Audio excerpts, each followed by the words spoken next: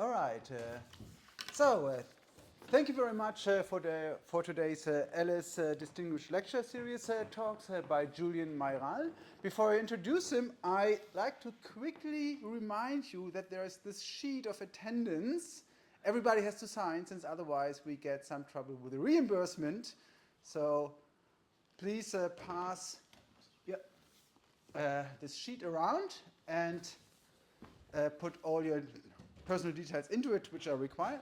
Okay, so our today's talk is by Julien Mairal from the University of Grenoble Alps. We are very happy that you made it here. Julien's research focus is, I would say, rather broad, ranging from machine learning optimization to image analysis. And this is also reflected somewhat by today's title. Julien is well known in the field of machine learning. He has received 2 ERC grants and a Test of Time award at ICML, I think it was 2019, is that correct? Yeah. And these Test of Time awards are usually meaning that this is really something of impact. Okay, I don't want to talk too much today. Thank you very much, Julien, for being here, and let's begin with the talk. Okay, thanks a lot for inviting me and for this nice introduction. So today I want to talk about scientific imaging, and perhaps before telling you what I mean by that, I will tell you what it is not about. So here you can see a picture on the left, which is of relatively bad quality, and here on the right you see a much better looking image. So it looks very fine, except that it's not the same image. If you look closely, the number of leaves here is not the same. The AI that produced this has introduced some holes in the leaves. So it's just a good-looking picture. And there is lots of science and technology behind this to produce these kind of things. But by scientific imaging, I mean applications with scientists, for example, that could produce these types of images. So what do we have here? We have actually one of the first picture of an exoplanet, which was obtained around 2009. And it's an exoplanet called Beta Pictoris b, which is related to this star called Beta Pictoris. And obtaining an image like that is actually something extremely difficult. You may have not seen that many images from exoplanets. You have seen lots of discoveries of exoplanets, which in fact have been detected by indirect methods, meaning we observe the effect of an exoplanet, but we don't really see it. And here we actually see it. And what is quite extraordinary is that once you know there is an exoplanet, you can also look at archives of observations on 17 years. Here you can actually see an exoplanet orbiting around the star. Okay, so that's so of course you can find very few images like that or videos like that. If you are Googling that, you will probably find this one. Okay, another application, for example, molecular microscopy. I will not talk about that, just to give you an example of scientific applications involving difficult imaging problems. Imagine that you are getting a movie like that. Then from this movie, you want to reconstruct something on the right. So in fact, I think there is no match between this and this. It was just an illustration of some kind of data acquisition and some kind of reconstruction. And what happens here is that scientists have developed some sort of proteins that can get linked to biological samples, and then they will emit light if we send energy to them, and they will kind of flicker and emit light. So you record a movie of some sort of stochastic blobs, and then you want to reconstruct what was the biological sample. What else? Let's say you have imaging problems in geoscience. Here you have 2 images from taken by a satellite before and after a seismic event. and people are interested in understanding what is the ground deformation field. So here is a simulation on the right, for example, where there is a fault and the colors represent some sort of displacements. Okay. So what is in common with all of this, I will tell you more about this particular problem, is that we have almost no ground truth data. So exoplanets, well, we have not really seen that many exoplanets, so almost no ground truth data. Here, well, you may have a few GPS sensors that are positioned in the field, but this is extremely sparse. It's not dense like this. And molecular microscopy, you want to make visible something that nobody has ever seen. So there is no ground truth data. Okay. And this is really something that would be interesting for us. So what we want, I mean, some kind of definition of scientific imaging. We want to extract or recover information from data image sources that are raw data. And there are a few things that are particular. I told you already that we have no ground truth data, or almost no ground truth data. We want to make predictions for scientists. They want to interpret the result, and interpretation does not have a clear definition either. What does it mean to interpret? You have to talk to scientists who will be if they are happy with the results or not. Something very important as well, I mean, it's not new for machine learning, but it is important in scientific applications, is to quantify uncertainty, to make predictions and compute confidence intervals. If you work with people from physics, you really have to do that. And you want to make predictions that are consistent with the laws of physics as well. So I'm really not going to address all of this. What I'm going to do is to look at it from a machine learning point of view and tell you about one or two concrete applications. So the first part will be about exoplanet detection. It's actually a line of work which spanned about 4 years. It's very related to the PhD thesis of Theo Baudrito, who is going to defend in 2 weeks, who was co-advised between myself and Jean Ponce. And it was also related to the postdoc of Olivier Flasser, who is now a CNRS researcher, and it was in collaboration with 2 astronomers, Maud Langlois and Anne-Marie Lagrange. So you see these are kind of works that we publish. This is really pluridisciplinary work that we managed to publish both in astronomy journals and also at CVPR. This one was a bit harder to make, scientific vision applications coming to published in the vision community, but I think it's important. Yes, so exoplanet detection. So we are going to work on exoplanet detection and characterization from direct imaging. So direct imaging means you are going to build a gigantic telescope. So the data we are going to process comes from something called a VLT, very large telescope, but currently people are building this device called ELT, and just to show you that people in this field, they also have maybe some money for communication and marketing. I'm going to show you a short part of a video they make about this project. They even have some music, which is very dramatic. But basically, these are really gigantic tools. I mean, I'm going to turn off this. With a mirror on Earth, which is, I think, 39 meters in diameter. They have 4 different mirrors. I mean, blah, blah, blah, yes. They have 4 different mirrors. One of them can be deformed in real time to correct for atmospheric turbulences.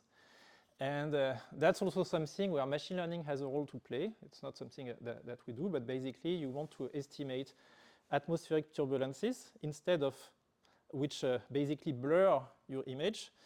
And instead of doing deconvolution on the software, what you do is that you do that with physics. You deform the mirror to invert the PSF of the observation in real time, meaning you do that at 1 kilohertz.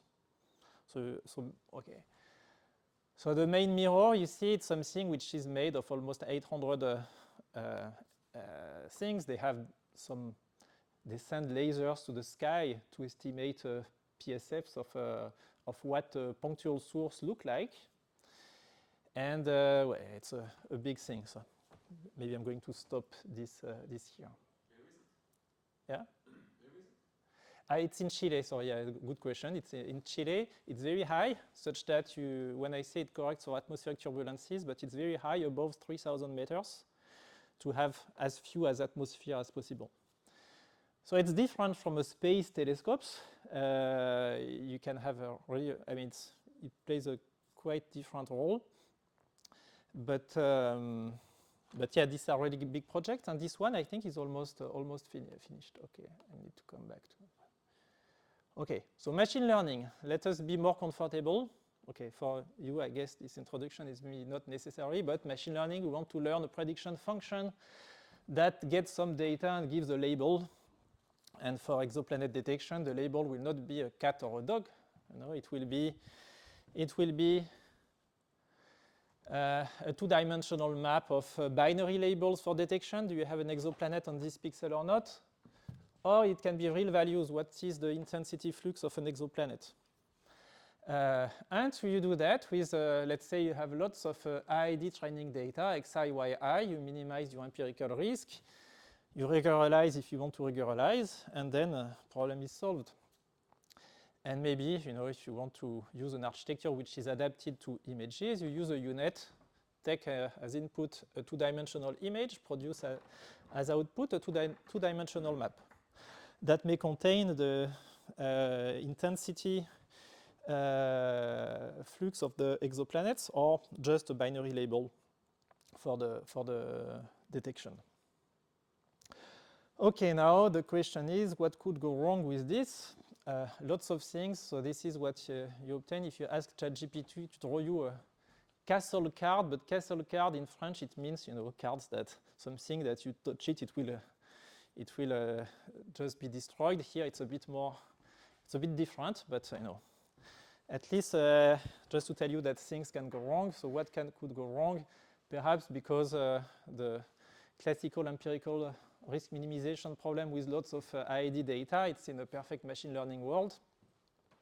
I don't know if it's a good illustration of a perfect world or not, but perhaps we are more in this sort of field and you want to find a needle here, you get some data on the right, and you know, things need to work harder to solve your problem. Okay, of course, to be a bit more serious, what's the first issue? The first issue, I already mentioned it, you have almost no ground truth data.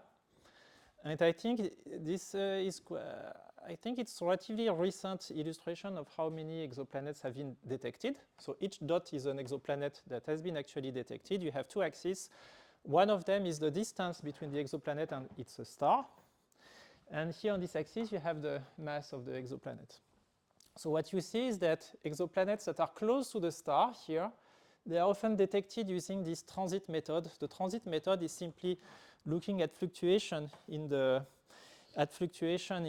intensity of the light we receive from a star, simply because when an exoplanet goes in front of the star, it will make tiny fluctuations.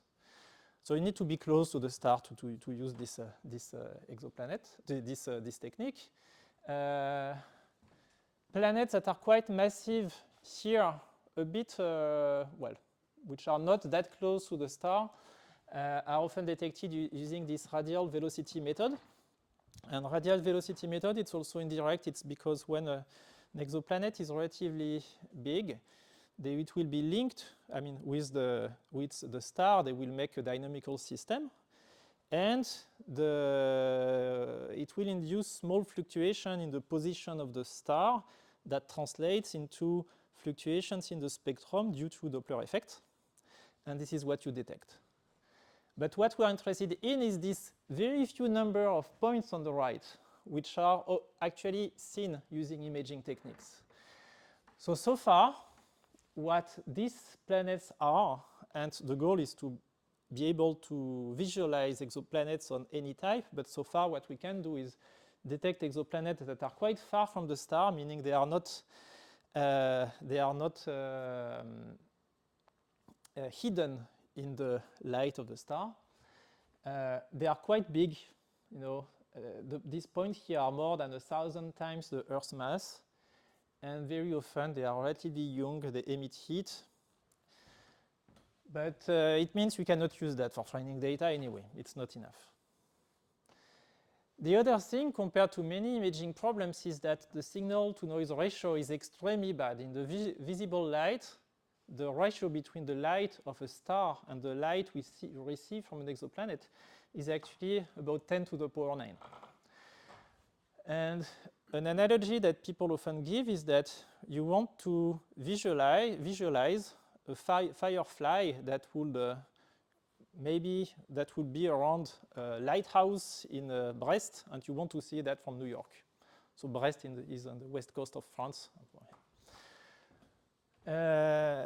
So what can you do to improve this contrast is first to change the wavelength. It turns out that if you go to near infrared, things goes better. Basically, the ratio goes from 10 to the power 9 to 10 to the power 6. It's still very bad, but it's better in near infrared, so that's what people do. The third issue is the question of calibration and the need to quantify uncertainty. And basically, in this project, what we want to be able is, given the technique, be able to produce a curve like this that will separate green points that are detections to purple triangles that are missed detections at a level where we do very few false detections. So this is a false detection. So of course, you see here, this will not be done with real data because there are much fewer points in the previous graph than here. But this is what we want to do, and we have here two axes. Here is the intensity of the exoplanet, meaning if it's very small, it's hard to detect. And here is the distance to the star. When it's close to the star, it's hard. When it's far, it's easier. Okay. And basically, yes, you will compare methods by computing, a curve like this. Okay. That we will call the contrast curve. What's the solutions to these previous problems? It's not a perfect solution, but in all of the scientific imaging problems, we work with semi-synthetic data, meaning we use as much as possible as real data, but because we don't have enough training data, we do something synthetic about it. Yes? Yes, something about previous slides. Yeah. So what do these scientists and the astronomers worry more about false negatives or false positives? So they want very few false positives. So that's why the calibration is done at a very, false positive rate is extremely small. And in this graph, there are also physical limits that we know due to the amount of photon noise, such that there will be a lower bound that we know that you cannot beat. And they are really interested in this part, which is the harder part, because that's basically where their methods are really failing right now. So why they want really few false detections? In fact, I don't really know. But it's maybe because it's very costly to do confirmation. Because how it works, if you detect something in some archive, they won't tell you, okay, you have detected something. You need to have a confirmation. So either you can detect this at different times because in your archive you have observation of the same star at different times, or you need to do a new experiment and point this, ask, I want to use your big telescope, the 40-meter telescope, and I want to look at this star. You need to be sure about what you're going to find if you ask them to do that. Yeah. That's probably one good reason. Yeah. So you are going to use large-scale archives of observations and use semi-synthetic data. That means that we use real observations and inject synthetic exoplanet and learn to detect them. If you do that, of course, you're not in the real data setting. But the good news with this project is that actually an exoplanet is a relatively simple signal. It's a punctual source. There is a PSF, it appears as a small blob, but that they know how to estimate it relatively well. So as long as you are not going to really multispectral to synthesize a spectrum of exoplanets, it's actually quite easy to synthesize realistic fake exoplanets in the data. Combine physical models and learning. In this project, it's more about the way data is generated. There will be lots of physics laws that we need to inject. Yes? So just a quick question. So if you say they go into the archives, but most likely in these archives, the data is not always of the same quality, right? So this means you additionally have to deal with data of very different quality. Exactly. 10 years ago or so. Yes. You have, and they have metadata that explain what's the difference of quality. Basically, the archives often are taken from the same instrument.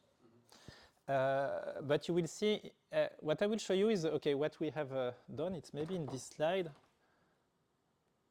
Yeah. So there will be different methods. And I will tell you that what you're exactly describing will be taken into account here. Okay, let me simply finish here.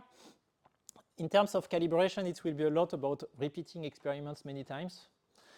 Know what are the physical limits to build these contrast curves. And of course, you will still apply it to the very few data sets for which you have known detections. Now, why is it complicated? Why you need several years to do that? So what we did was we started with this method, which was basically the tool used in production by this team of astronomers, which was a statistical model. We could see there is a bit of learning here, but it was relatively simple, based on maximum likelihood and Gaussian modeling of small patches, some sort of a mixture of Gaussians. It had some sort of some accuracy. It was really easy to use. It could use multispectral data, and it would also characterize the intensity of the exoplanets. What we first did with this method Deep Paco, and it's the one that I'm going to describe most, is to make lots of, to sacrifice lots of things. We use a black box. The first method was really impractical for astronomers.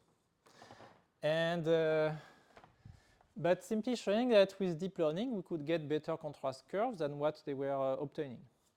And even with some confirmation on some real data sets. So now the next challenge was, okay, to make this more practical. And one thing which was not practical is that we had to train a deep learning model for a specific set of observations. Meaning if in your archive you have 1,000 observations, you need to train 1,000 of independent models. Yeah? So the first metric is accuracy, right? Yeah. So you don't have ground truth. What do you mean by accuracy? Accuracy, it will be the, we have ground truth in the semi-synthetic data regime. Yes. And indeed, there is no way to know what would be the accuracy beyond the few existing data sets that we process. But of course, if you want to have error bar, something really significant, you need to go to the semi-synthetic data regime and trust that your fake injections of exoplanet is realistic. But again, it's kind of a, even if the problem looks difficult, it's a kind of a good scenario, because injecting an exoplanet is actually quite easy. So then what happens here was that we built a model that was able to exploit an archive of observation, a single model from an archive, such that we can easily deploy it then on, yeah. Oops.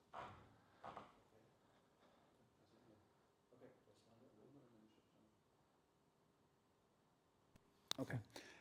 So the existing data sets, they have some examples with known detections. Yes. But probably no examples of, we are very sure that this is not a planet. So in fact, so there something I will also show you is that when we look at a star, what we detect are punctual sources in the vicinity of the star, which may be an exoplanet, or which may be another object in the background. Mm-hmm. Let's say a star which is very far, but if you just look at time t, it looks exactly as an exoplanet. So we will look, what we will detect are what we call sources, points, punctual sources that may be far or that may be an exoplanet. If you want to know that it's an exoplanet, you need to look it at different times and see that, in fact, this thing is orbiting around the star. You know, it's So here I'm talking about detection of sources, and in fact that's why there are a few more than in fact the few points I showed you before. Was it your question or? Mostly, yes. Yeah, okay. I mean, I just was wondering, I mean, usually it's very hard to confirm that that signal is really not an exoplanet. In case that it's not moving, it's clear. Yes. But otherwise, it's probably more difficult. Yes, and then what can be done is to use other tools to do, to analyze the spectrum of an exoplanet. I mean, astronomers are not only interested in knowing if there is something orbiting around a star, they want to know does it have an atmosphere, water. So that's really the big things now. And probably it will also help to understand if it is an exoplanet orbiting or not. Yeah. Okay. Okay. And then I will tell you later a brief description of this, but at this point, we have tools that we could transmit to the astronomers, and they are starting to really process their archive data. Okay, so we need to know a bit more about the data. And so at some point, we stopped about a contrast which was at 2 to the power 6. So when you look at a star, you do something which actually is a complex object, but which can be summarized as something quite simple. You use a coronagraph, you block the central part of the signal, which will block part of the light, and the contrast improves. It goes from 2 to the 6 to 2 to the 4. And it's still very bad. Another tool is adaptive optics that I was mentioning before. You have some control system that estimate the light goes from the telescope goes to this thing called a wavefront sensor that estimates the atmospheric turbulences. And then there is a feedback loop that will deform the mirror to correct for this. And basically it will really it makes a big change. For example, here you have a picture from Earth with no adaptive optics. This is the same picture taken by the Hubble telescopes. With adaptive optics on Earth, you can get something which is actually even better than this. So it's something really important. First, the place where you put the telescope is important, but then you need to use this tool. And it improves the contrast because before the light of the star is a big blob, it becomes more narrow, such that when you have an exoplanet, it's less. The mixture between the light of the exoplanet and the light of the star is easier to distinguish. Okay. So the contrast goes from 2 to the power 3, and 2 to the power 3 is actually not that great because imagine you take a picture with your cell phone. Typically, the color is coded in 8 bits.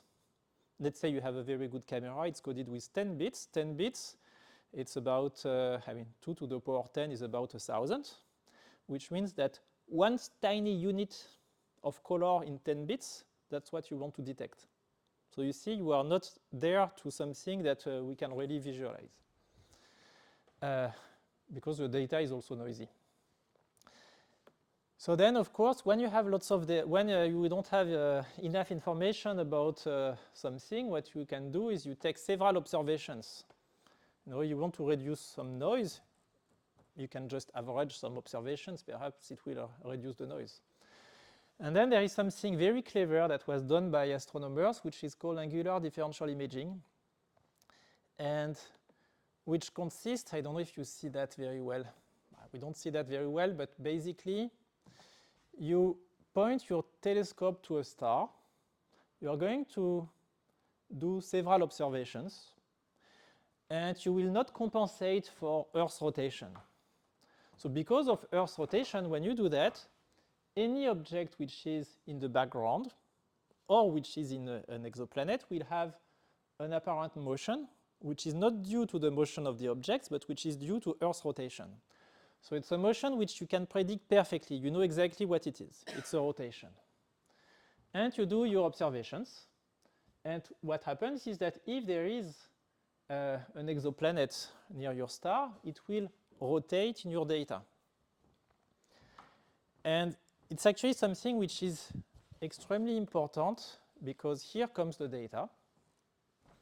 So the data is something like this, where you have different observations a long time.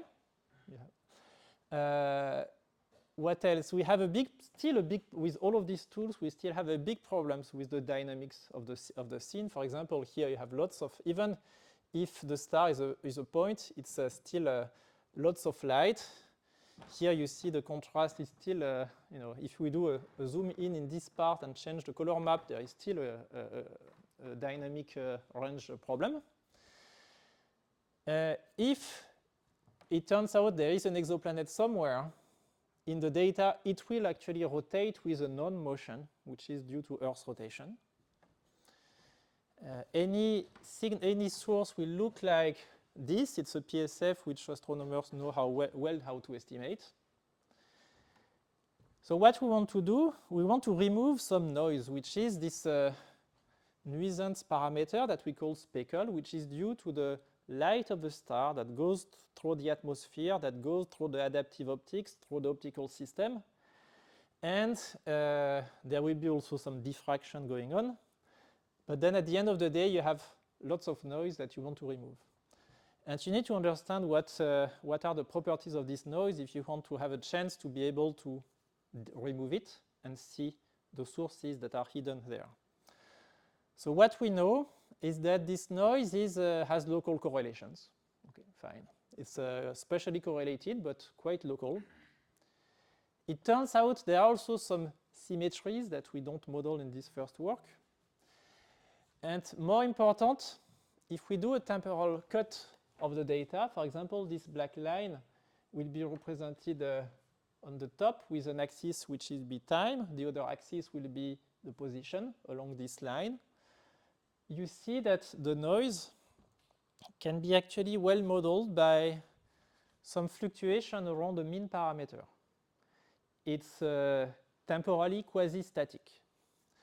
And this is very important because once you know that it is temporally quasi-static, it means that, well, you could estimate the mean parameter, and if you remove it, you will already remove a large part of the noise.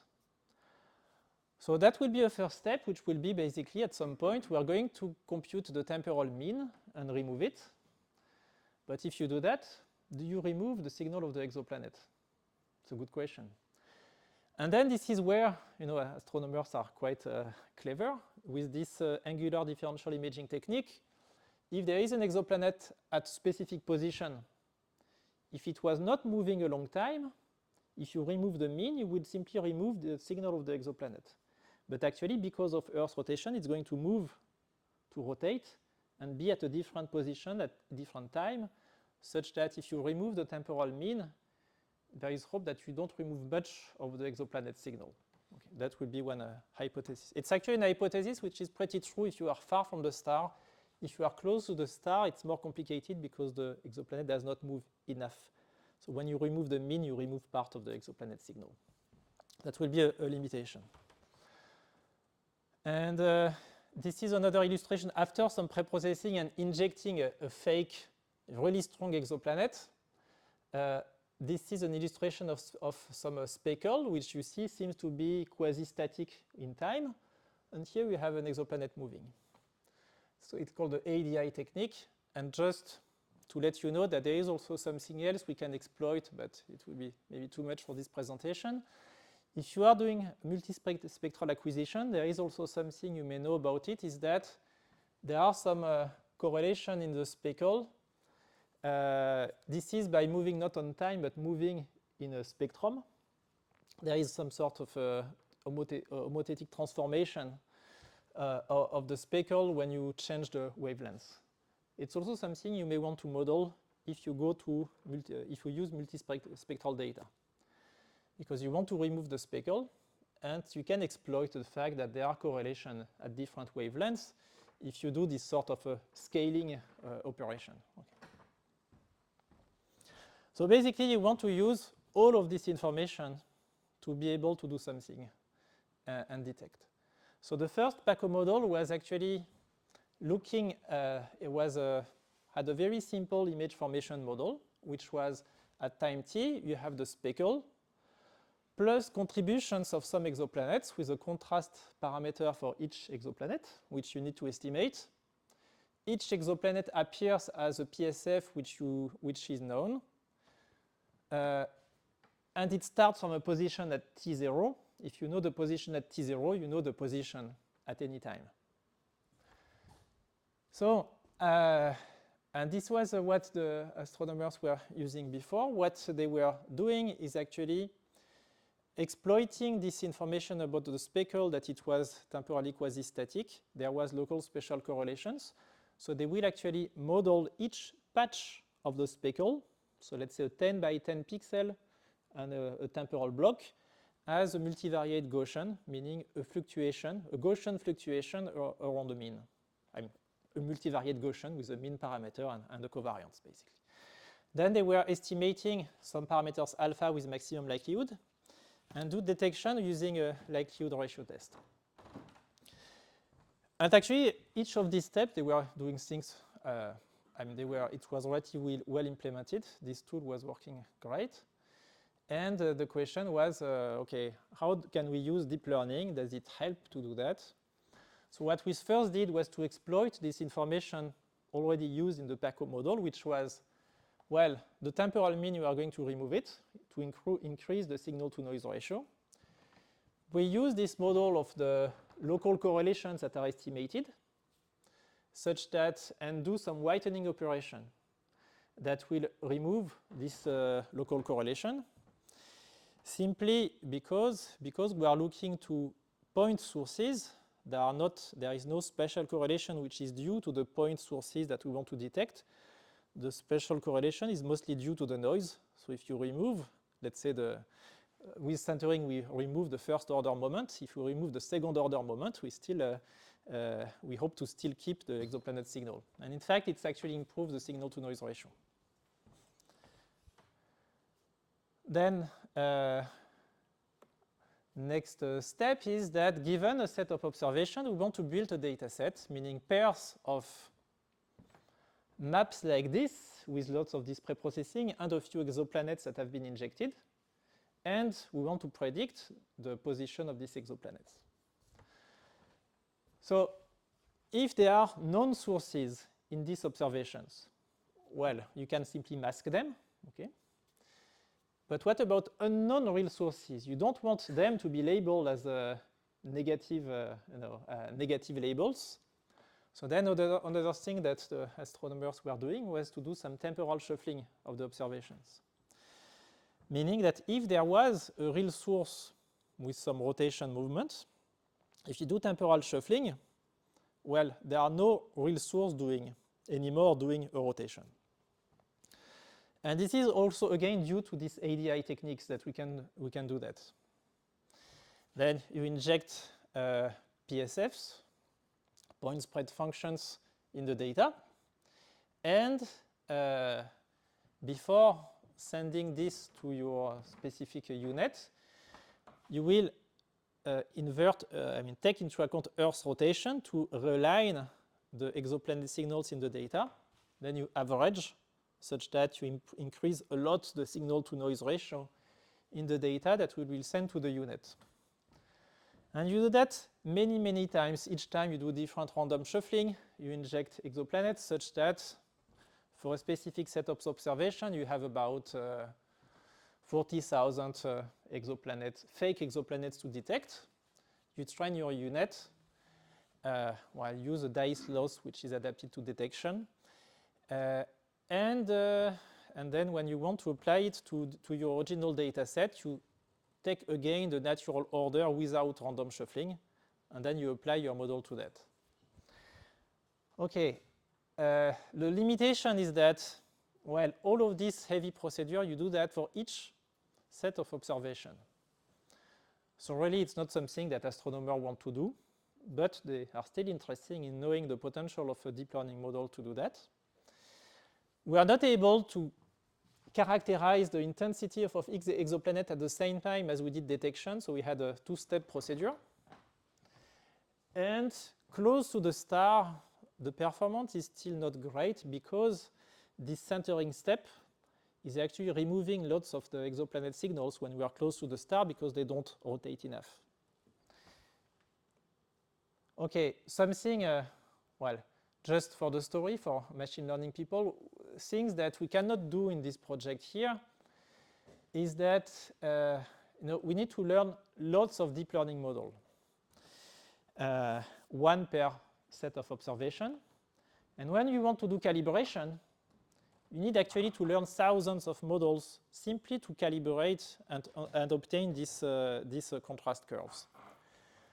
So that means that you need to have something full automatic. You need to choose a learning rate for your deep model, a way to select the best epoch. And what you cannot do is something like this. So I remember maybe 15 years ago, Léon Bautou was advocating for using a bit more deep learning, a bit more engineering in what we were doing in machine learning, and he was comparing the training of a neural network as cooking, in the oven. From time to time, you open the oven, you check, is it cooked? Not yet. So you increase a bit the learning, decrease a bit the learning rate. Then you wait a bit more, and then you do that again. So no, you cannot do that here. And the final contrast curve that we can obtain, so that was here for one star, we could compute a contrast curve. And for this star, basically, when we were far from the star, we had a good accuracy, which was actually close to the physical limits. It was quite a bit better than the ARPACO method. And the performance close to the star, there was still lots of room for improvement. But they are really happy about this result, and that's why we continued working with them, even though it was not a tool which was already ready to be deployed, basically. If we apply it to real known sources, so here we have a star and many sources that are known sources, meaning a point that may be in the background, not necessarily an exoplanet. When we compare the PACO method at two different times, 2015 and 2018, what we obtain is that where the PACO method was detecting some number of objects, here it's hard to see, but there are two small yellow squares that are detected in 2018 that are not detected in 2015. So not considered to be candidate sources. With our method, we actually observe them at both times, so which means they are probably objects. They are not exoplanets, but they are things in the background. So that's mostly the proof of concept for deep learning for this problem, impractical for large-scale deployment, and which required quite a heavy calibration procedure to get some statistical interpretability from this black box. So then I'm just going to give you the idea of the follow-ups. For the follow-ups, we worked on aggregating multiple observations, exploiting a large-scale archive of observation to train a single model, such that the model could see a large diversity of speckles. The speckle is what we want to remove. This is what we model. What we did is that we kept some procedure from the PACO model, part of the centering step and whitening, but we added some learning layers before and after that, such that the model could learn that when you are close to the star, you should not center too much. You need to be careful about that. And indeed, the performance close to the star improved quite a lot by doing that. More importantly, it was much easier to deploy because now we have a single model such that we can do something classical with the archive using a train and a test set, and that's also helpful.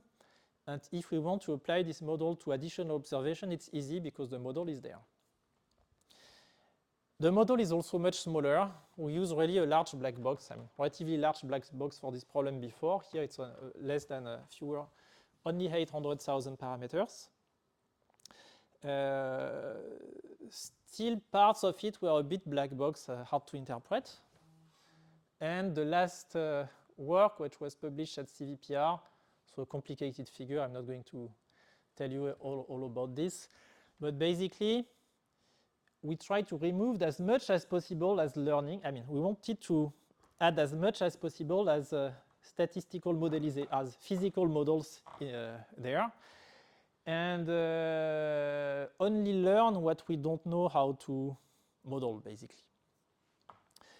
So the size of the model was actually similar to the previous work, but we used a statistical model that will model the correlation across multiple scale, take into account this spectral correlation that you have in the speckle when you change the wavelengths. We also modeled some symmetries in the speckle because when you look at a diffraction pattern, there are often symmetries with respect to the center point. So that's also something we model here. We kept some learnable components there because the basic statistical model is not enough. Basically, there are things that are very hard to model by hand.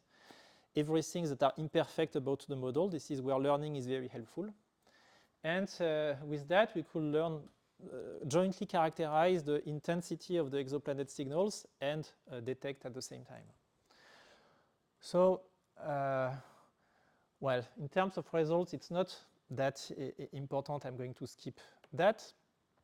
But basically, what is ongoing is that now Theo is finishing his PhD, is now collaborating closely with astronomers to process their databases. Hopefully, we can detect additional new exoplanets, something we have not done yet. We are interested also in modeling objects that are more complicated than punctual sources, which are called circumstellar disks, that are gas around stars, which is the place where exoplanets are forming. And these objects are much more complicated to model than exoplanets. So that raises questions about the relevance of semi-synthetic modeling. Are we able to model disks like that in a realistic way? I know astronomers are working really hard to do simulators that are good for that, but it's much harder than just putting a small blob in the data and making rotate, right? And so I have two parts in these talks, so don't worry. Usually what I do is that I present one and then I talk 5 minutes about the other one. I could have done the opposite. So I'm just going to show you a few pictures about this work. This other line of work was about more classical image processing, but we can call that also scientific imaging in some sense, because even if you want to remove noise from your pictures taken from your digital camera, ground truth data is not available. We know very well how to inject synthetic noise, but we don't know how to acquire a pair of clean and noisy images. Why is that? Because you know how to acquire a clean image. You put your camera on a tripod, you put a long exposure time, you don't have much noise. Noisy is easy. You take a short exposure time. You need to amplify the signal. It will amplify the noise. But these two pictures will not be taken at the same time. And not taken at the same time, it means that there will be changes in the illumination. If someone is walking outside, it will make some very sub-pixel misalignments between the two pictures. And even if you are clever and you send the light, you divide the light to two different devices, these devices will be different. Okay.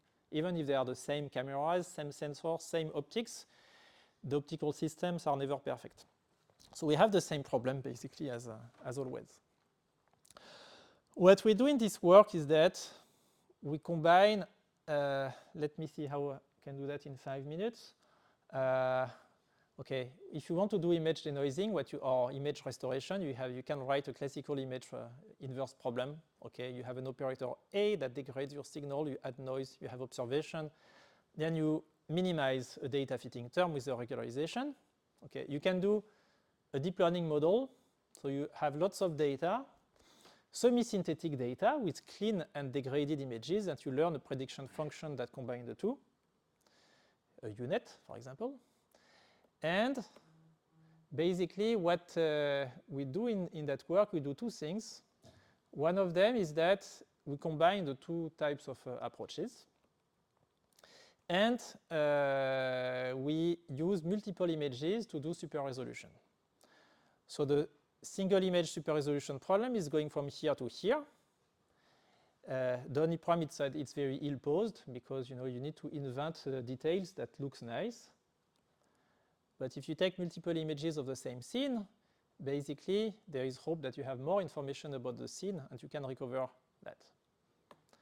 In practice, this is what the method we implemented can do. If you take a single image taken with a camera at high ISO setting, meaning low exposure time, high noise, if we take a burst of 30 images by hand and you combine information, you can obtain something like this. So something, yes, or another part of the picture, you can really recover lots of details that are impossible to recover from this, basically. This is one picture which is from I'm not trying to promote alcohol in my talks, but I think it's still a nice picture for image processing. You have small text that are hardly visible and you can really recover all of the details. Okay, and the challenges are, well, there is an alignment problem about the raw data, which is what we have on the right. We deal, even if I show you colored images, actually the data is not, you don't have a full color information on the sensor. In fact, you have basically small filter color arrays in front of every pixel, and you only acquire one color channel per pixel, and the goal of reconstructing the color image is called demosaicing, so we have to do that as well. And there is noise, so we do blind denoising at the same time. So let me, what else, also something else which is interesting, I think, is the question of aliasing. Even so, it's actually not really important in this work, but if you take an image processing 101 class, you know that aliasing is bad. So what is aliasing? Aliasing is what happens when you try to sample a high resolution signal where the resolution of the signal is higher than the resolution of your sensor. If you do that, for example, this is taken from Wikipedia, you have in red a high resolution signal, and you're trying to sample it at these different points, 1 to 10, what you will actually observe is a low frequency signal, which is an artifact, and which is not the high resolution signal. So basically what is typically done is there are cameras with optical filters that remove high frequencies before doing the acquisition, such that you can recover, you don't have these weird artifacts. This is an example of typical artifact, these moire patterns that you see, that this orange and blue weird artifacts, they are exactly this aliasing problem. Now for us, if you take multiple images, aliasing is not that bad, because what is aliasing? It's actually true measurement about high frequencies that are in the signal. So if you just take a single picture, aliasing is bad because it's impossible to, it's hard to distinguish this high resolution signal from the low resolution artifacts, unless there is a deep learning model that tells you, well, this is not realistic, this is bad, you should actually, actually recover the high resolution, you should actually reconstruct a high frequency. But with multiple images, we just have more information about high frequency data if we look at alias the signals.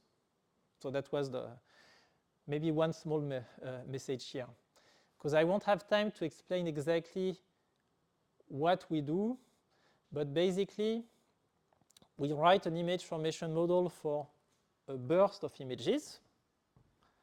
Yk is supposed to be obtained from a high resolution signal X.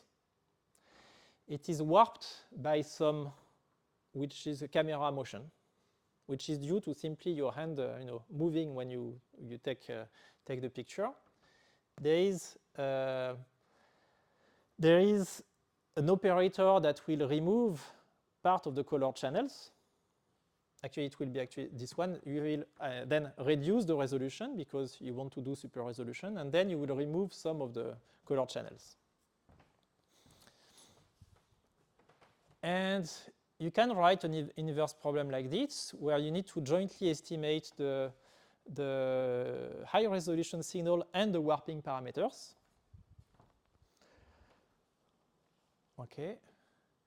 You could also do deep learning, try to find a black box that takes a burst of images and produce a high resolution signal, except that there will be also question about how to obtain realistic training data, meaning you need to go to the semi-synthetic world again, take a high-quality image and synthesize a burst with random motion. It's not that easy to do that.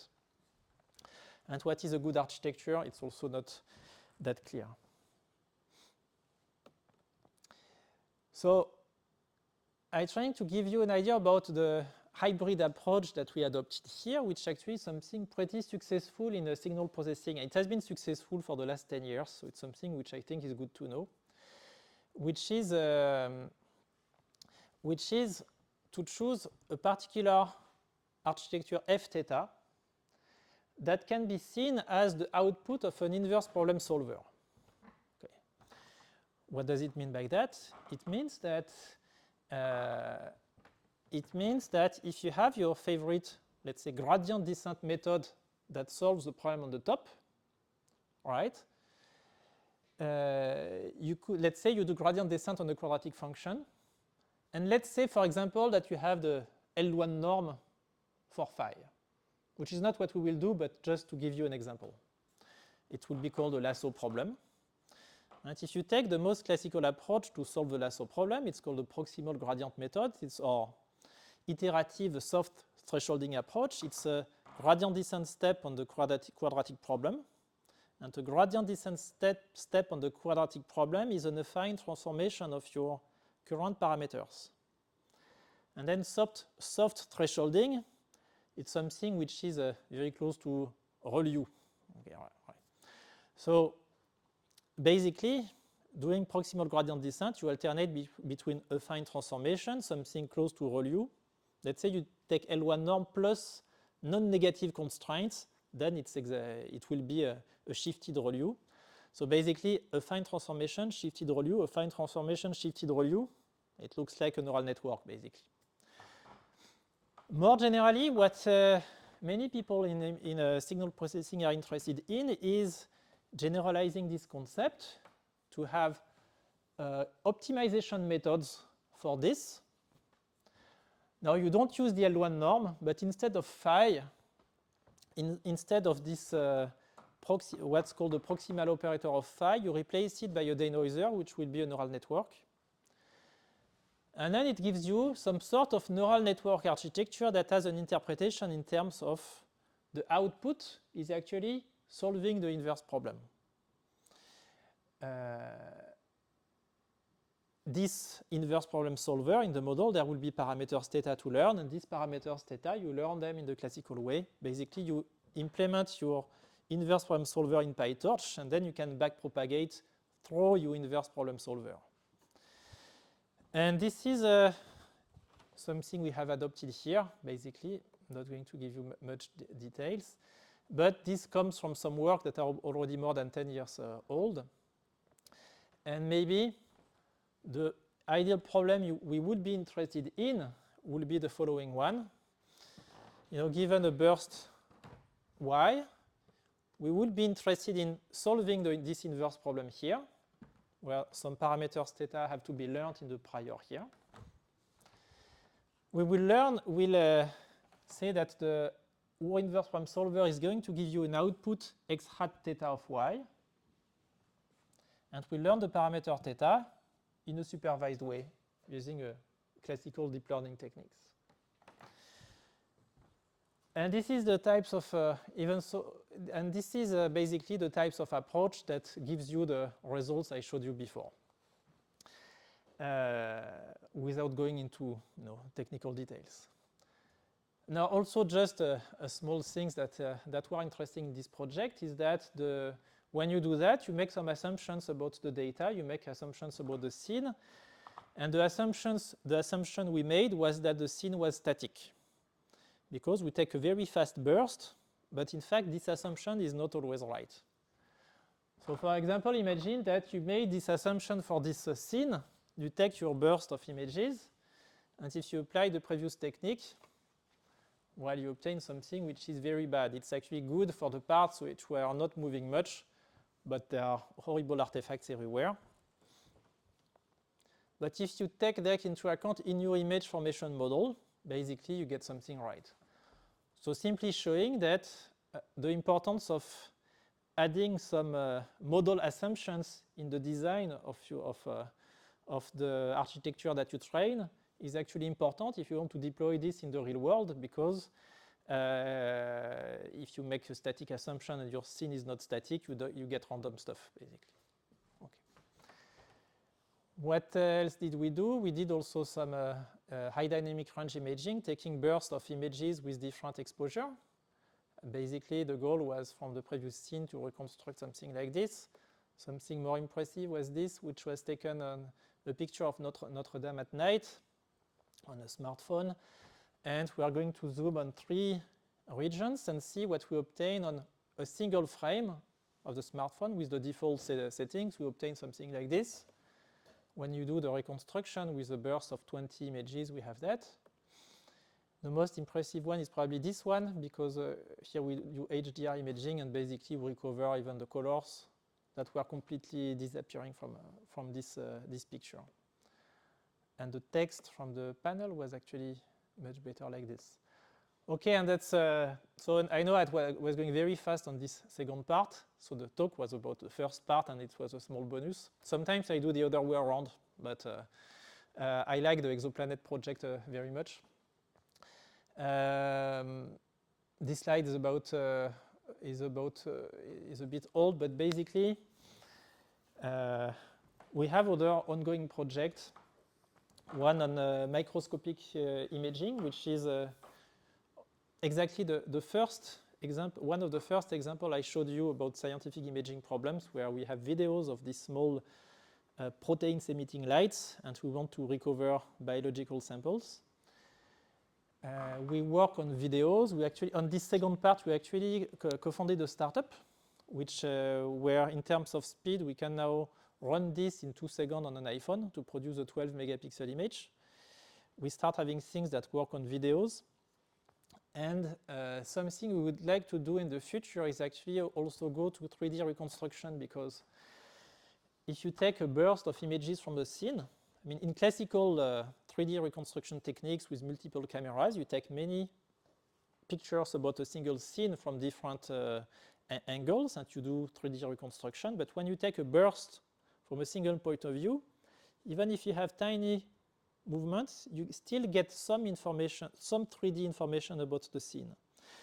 And that's something we'd like also to do, such that with simply a simple RGB sensor, you can get as good accuracy as a LiDAR sensor, for example. Okay. And I will stop here. It's exactly 1 hour, including some questions. So, yeah.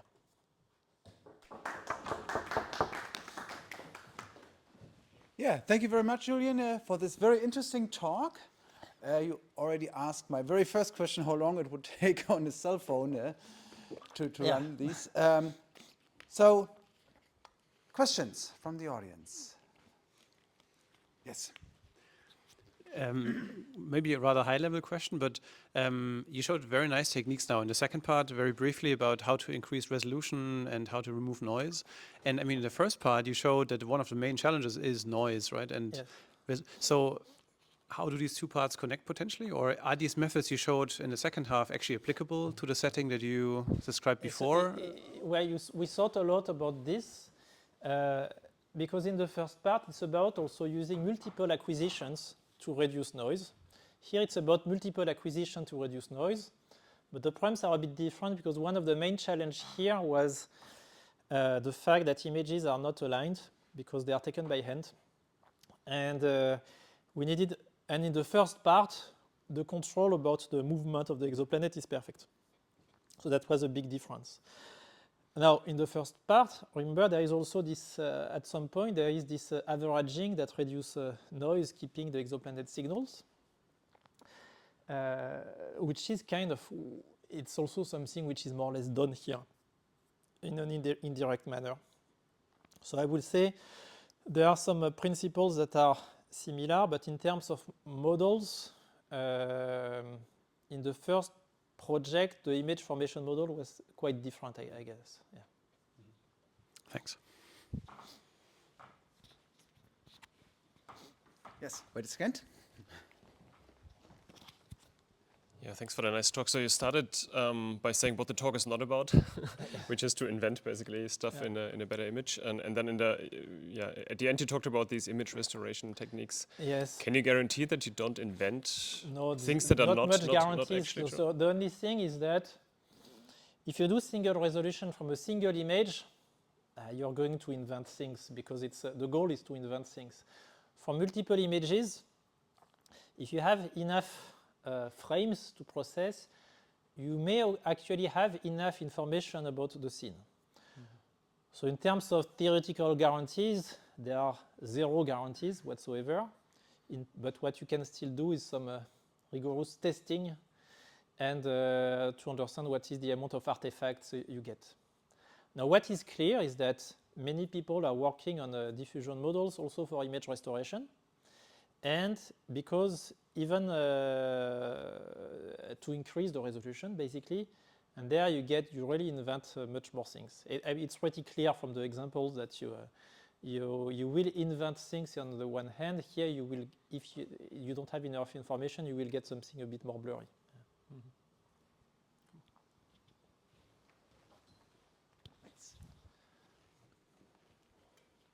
More questions? Yeah. Yeah, it's probably a naive one, but just because I don't know anything about astronomy. But is the light coming from the two sources exactly the same? Like I think the planet, right, and the. No, so actually, it's a good question. What are we actually seeing? In this project, at first I didn't know anything about astronomy in this project. So all I'm saying is from what I understood from talking to these people. And in the near infrared, what we see is really planets that emit their own heat. So this is actually light from non-visible light coming from the exoplanets. There are new tools that are going to be built that will actually be able, maybe in 20 years, to operate in the visible light with light which is reflected from the exoplanet. Because what we see when we look at, if you buy a cheap telescope, you look at Jupiter, what you see is not the light emitted by the planet. Here, this is the heat emitted by the planet. This is why they are pretty young. They still emit heat, yes.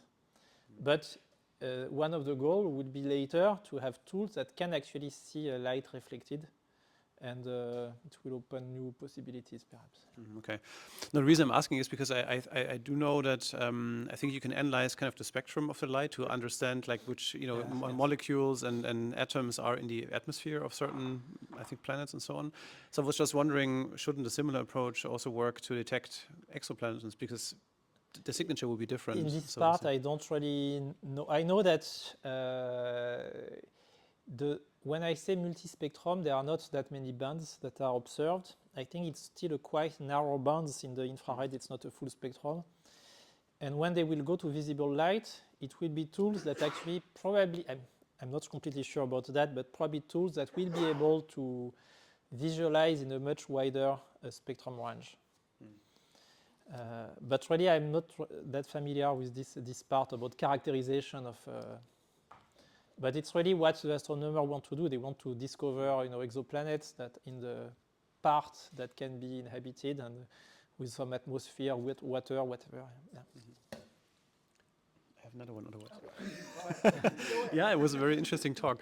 You showed that there, like on the hardware side, there's already a lot happening. You talked about these mirrors that get adapted in real time, and you measure the atmospheric, noise. And I was wondering, like, would it make sense to have part of what you showed today, like the software side, integrated in hardware? Would that make sense? Or would it always be like you do the basic raw data collection with these telescopes, and then you have the second stage where, your methods come into play? Or no, it's a good question to integrate better the techniques into the design of the models. It's something that I think astronomers are working on mostly for the adaptive optics part, because there it seems to be critical. And there are many ways to estimate the atmospheric turbulences. They're also working on deep learning models. But they have very hard constraints. There is expensive hardware. They need to operate at 1 kilohertz to do estimation, thousands of estimations per second. So that's something which is really hard. Here we don't have any of such constraints. So. But in fact, I don't really know how we could influence the design of the tools from these types of work. It's not clear to me. Yes. Right. This was For exactly my adaptive question. optics, this is really more. This is more important. I think this is critical. Here, it's probably less. Yeah, because that's what I was thinking, right? I mean, if you could design the hardware in such a way that the subsequent processing steps become easier, right, or facilitated. But here they did already super clever things. These angular differential imaging techniques, it really exploits the fact that the speckle seems to be more or less a fixed pattern, and by not compensating for Earth's rotation, the signal is actually moving, and this is what makes this work, in fact. But it was done at the beginning with very basic pre-processing techniques such as centering. And I think what we do is more advanced pre-processing techniques, basically. Yes. Yeah.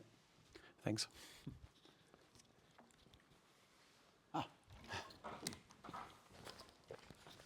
Maybe also a naive question.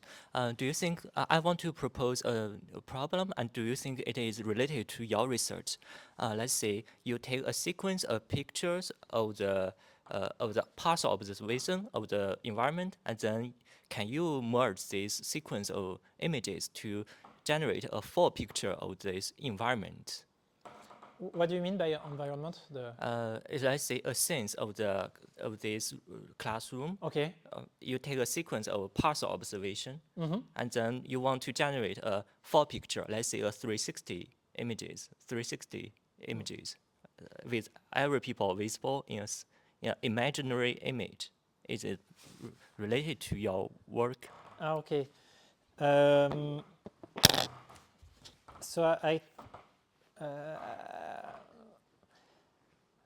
So about taking multiple images from a single scene, there are many different lines of work that are quite different from what we did. What we did in the second part was really about, I want to recover a true signal here with of the exact same scene. But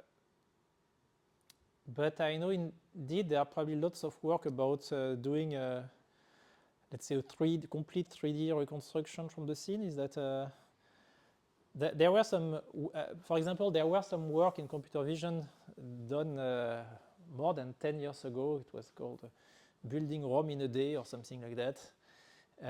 They were taking even thousands of pictures from a city and doing a full reconstruction. Today, people may use the generative AI to do that and do really impressive things, but it will not be that related to this last part, I would say. But yeah, generative AI can do crazy things, and we all know that. Yes. So I have also a question. So you looked at pictures from astronomy and from cell phones. Yeah. What are other applications? For example, microscopes. Would that also be something interesting where you could? Yes, in fact, we have a PhD student already working on fluorescence microscopy. Exactly this first example I showed at the beginning. No, should I come back to the beginning? Yeah, which was